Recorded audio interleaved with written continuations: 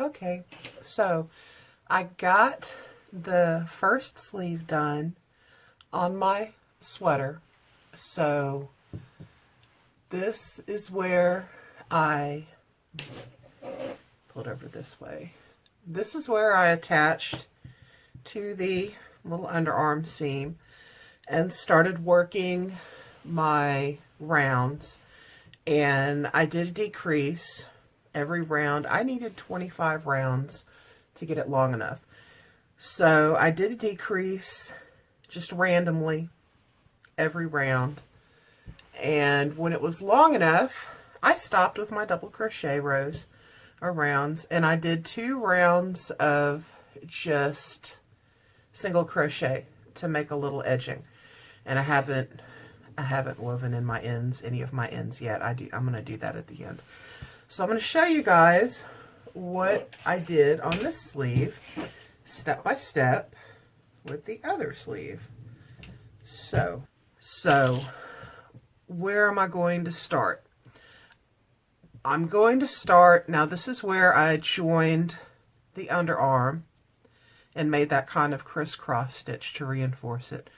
I'm going to start my sleeve in the last stitch before the crisscross. All right, so what I'm going to do is I'm going to leave a fairly long tail. I like to have long tails to weave in. I am going to lock that in with a really tight little slip chain stitch. It's a chain stitch, but really tighten it down. And then I am going to chain up 2, and that's going to count for my first double crochet. I just drop a marker in just so I know where to put my hook when I come back and end the round. Obviously you don't have to. This is just something for my benefit. Alright, so that's going to be my first stitch. And then my second stitch of the round, I'm going to yarn over, and I'm going to go in to this little crisscross I made. I'm going in there, okay? And I'm going to do a double crochet there, and there's a lot of strands of yarn, so you kind of gotta work your hook back through. So that's going to be my second double crochet, and that's just going to help. It just helps support it, in my opinion. And then I am going to continue on doing a double crochet in every stitch to start my sleeve. Now, the first round starting my sleeve, I'm not doing any decreases. I'm just doing 1 round to start my sleeve. So when I've done starting my sleeve, I'll come back and show you another round and how I do a decrease. Okay, so I'm back. I finished my first round. It's just my first round of double crochet. I didn't do any decreases. So I'm back where I started. I am going to join with a slip stitch. All right. And I'm going to chain up 3. 1, 2, 3.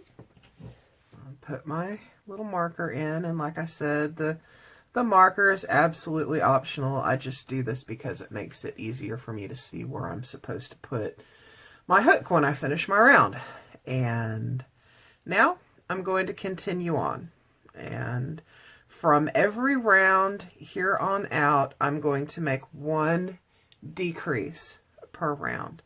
All right, and to do the decrease, I just do a crochet 2 together, double crochet 2 together. So I'm going to go ahead and just put this one here. I'm just going to put them in randomly on the rounds. I'm just going to make sure I don't stack them on top of each other, because that makes them a little more obvious in the finished item.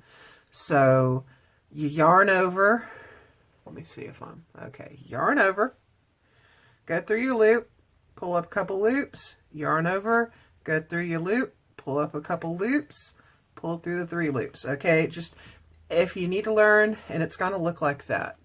All right, like that. So if you need to learn how to do crochet 2 together, there are a lot of tutorials that show how to do it a lot better than I can.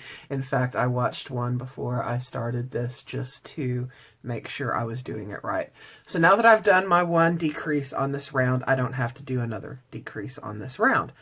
And I'm going to continue on along this round. And you can see what I'm doing here. And I am going to just continue working rounds of double crochet, putting in a 2 crochet together decrease at some random spot in the round for every round going forward. And I will see you guys once I get to the end of the sleeve. I'm going to